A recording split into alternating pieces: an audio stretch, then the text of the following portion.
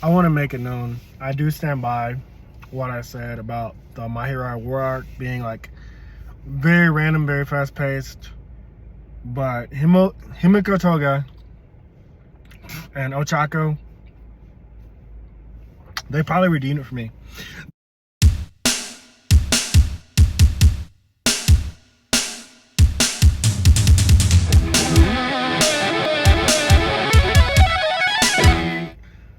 Now, see, the thing with what's his name, Dobby, or Fire and Ice Dude's brother, that flashback felt kind of rushed to me, especially the apology.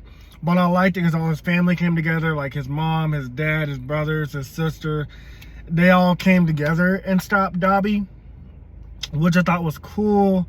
But I didn't get that same emotion that I got from Ochaco and Himiko Toga. And the reason why I think is because, like, we know who Ochaco was from the beginning. Like, she was this girl who wanted to become a hero for money. And when you first think that, you think, like, this girl is selfish. This girl has, like, no morals. She don't want to, she's just in it for, like, you know, to make bank.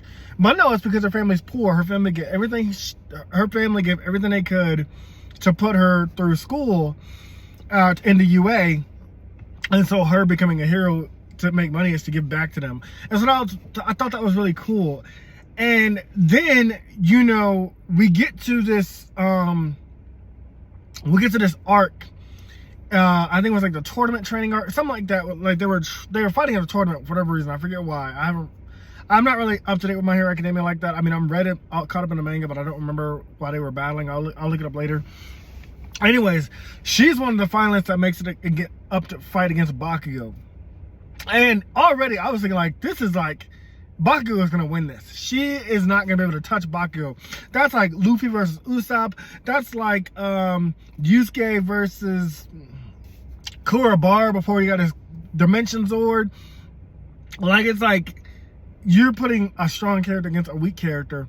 But she came through, like, bro, she started floating them rocks up in the air.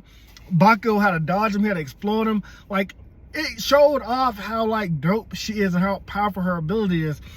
Because at first you think she's just a love interest for Deku. Like, that's the way, Midoriya, that's the way it's played off. Like, oh, she's gonna obviously end up with Deku. Like, if there's a time skip, they're gonna have a kid or something like that, or they're gonna be a relationship. But early on, like, she says, like, I have to push these feelings down. This isn't like Naruto and Hinata. It's not like Sasuke and Sakura. I mean, it is because she cares about him, obviously. Like, that's fine. Like, he's a guy, she's a girl. They have crushes on each other, you know, whatever, when they're teenagers. But the way she did it, like, she's like, I have to put this down so I can focus on me.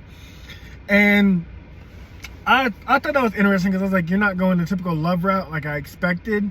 Like, Asta and I forget her name, the water dragon girl, they're obviously going to be together. She's in love with Asta.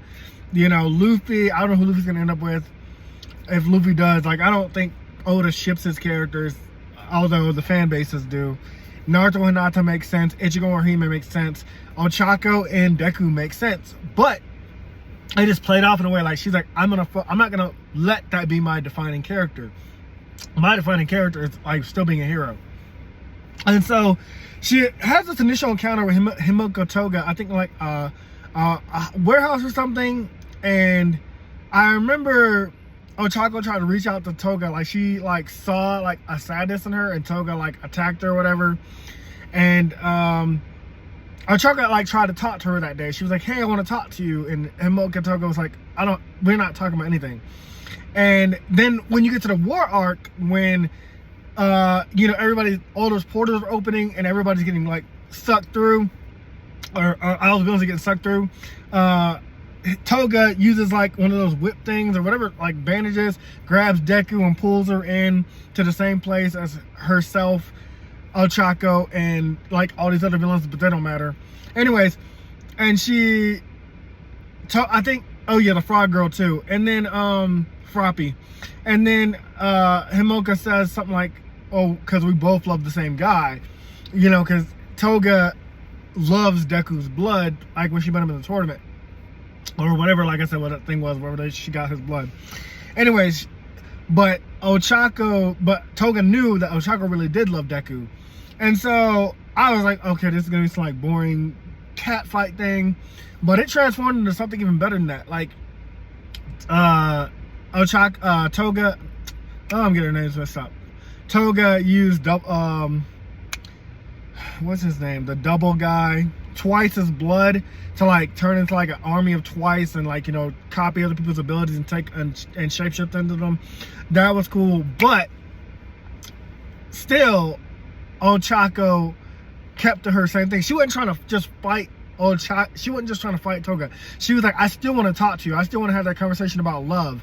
And I was like, okay, where's he's going somewhere with this. He's got to be going somewhere with this. Man, the ride we went on, even better than I expected. So Toga starts taking out the armies with Twice's blood, you know, amplifying how many doubles and twices there are, overwhelming them with numbers, even trying to confuse them by like transforming herself or the double clone, Twice clones into like copies of other heroes to attack them from behind. But still, Ochaco knew who the real Toga was. She's like, no, you're the real Ochaco. I mean, you're the real Toga. I can feel your tears. I know that it's you. And I was like, okay, this is kind of cool. Ochaco, what are you doing? Then Ochaco uses like, oh, she didn't even use it like that. Like zero gravity just happens. She can float things without even, or whatever she's touching floats, and then whatever that's touching floats as well. It's kind of like Shigaraki's current ability, where like whatever he decays everything else it touches. So I thought that was cool. I was like, okay, Ochaco, this is good. But the way she breaks through Toga is that she's like, you know, Toga goes through the flashback and like everybody thinking she was creepy because of her smile and the fact that she wants to suck other people's blood, because the way she grew up was kind of abusive, mentally and physically. Because like physically they thought she was a freak, so like they told her to leave her alone, and then like mentally because like she sucked blood, because that's what kind of made her happy. That's what made her feel like, you know, she could go close to people like drinking their blood, but they thought she was a freak. So the villain society, they were like, oh no, we don't think you're a freak. Like we'll Dobby burned down her old house, and you know, the villain society accepted her for who she was and all that. And she's like, oh, in a villain world, you know, they'll accept me for who I am. Like I can drink blood and not be judged. But Ochaco, her sweet little heart is like, well, I see past all that. I don't think you're a freak. I think you're the most beautiful girl in the world. And that like hit her in the feels, because, you know, like as like a normal person, a guy that grew up nerdy and didn't feel like handsome or anything like that, especially in the gay community, it's like if someone calls you beautiful, or here's a better example. I've dated like 3 guys who've seen really beautiful men, like, I mean, muscular, toned, beautiful men, and they all thought like I was handsome, like they wanted to be with me. And that really hit me, because like when I smile, my teeth are really messed up, so I don't like smiling. But what if I did smile, like just even by accident, they still smiled at me. And like it just hit me, like reading Toga, who felt like she was ugly, who felt like she was like a freak to everybody else, seen as beautiful from Ochaco, and that's what changes her. That's what makes her turn good. I was like, oh my gosh, bro, because that's so relatable to people that actually go through stuff like that, and I feel like they're ugly, and then you have that one person that's either your friend or that you like and likes you back genuinely, and they're like, hey, I think you're beautiful, I think you're handsome. And so I felt that. So maybe that's why this video really hit me with Ochaco. Like Ochaco, I think, is probably my new favorite character in Hero Academia. I will probably do a gender bender cosplay of her. The way she reached out to Toga, and her whole development this whole time, wanted to be a hero for money, just money, to help her pay back her family, but also being in love with Deku, being the love interest for Deku, obviously, but still telling herself to put those feelings down. Put those feelings down, because we don't have time for that. Right now, you have to focus on being a hero. And then her whole character arc being focused on Toga, being the one that's going to bring Toga back to the good side. Or not even the good side, just show her like, hey, I see you for who you are. You are beautiful to me. And after she says that to Toga, Toga has like this like realization with herself. Like, I don't need I drink other people's blood to feel accepted, to feel normal, because that was how it was normal for me. And like I could transform into those people and feel beautiful, but Ochaco, you're making me feel beautiful in my own skin. And so, you know, the way it ends is that Ochaco, because she got so I'm forgetting to mention that well, I did mention during the war, Ochaco was fighting Toga, and Toga stabbed her several times while Ochaco was trying to like break through to her. And at first, Toga was ignoring her anyway. But then, like I said, towards the end, when she calls her beautiful, she says, "You have a beautiful smile. I see you for who you are." That's when, you know, you realize that while Ochaco was cut up and bloody, she was bleeding the whole time she used her powers. So she's lost so much blood that Ochaco was gonna die. And Toga tells her, like, you know, at first I thought Toga was gonna say villainous, but I knew the way it was wrapping up that Toga was about to die and sacrifice herself for Ochaco. But still, it's done so well. But anyways, she's like, she says, you know, you're gonna die. So she takes her blood and she transforms into Ochaco, and I was like, oh my god, this is how she's gonna take Ochaco's body and go stab people. She's like, no, I can only give somebody blood if I look like them or have the same blood type as them. And then she gives all her blood to Ochaco because Ochaco's lost too much blood. And as Toga's dying, she kind of holds Ochaco, or Toga holds Ochaco, and she's like, I'm very happy, genuinely for the first time in my life ever, to have someone call me beautiful and to have a friend. And then she dies. Bro, that was amazing. I didn't want Toga to die. I didn't know how the battle was going to end, but I'm satisfied with how it ended. This has changed my whole thought on the war arc. Maybe the war was rushed, especially how it started. It started out of nowhere. And I talked about that in earlier videos.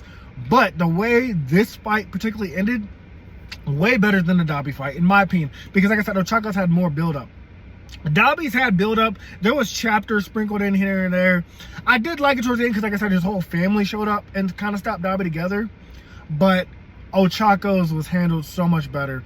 I'm going to be supporting My Hero Academia 100% from here. I hope it ends amazing. Let's finish this war arc together. I just want to shout out this video to Ochaco. It was going to be better. It was going to be more planned and fleshed out.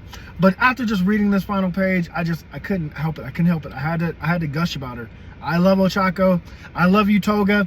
Himoka Toga, I'm so sorry about your childhood and your past, but I'm so happy you found happiness in your last moments. So thank you guys for checking out this video. Let's finish My Hero Academia.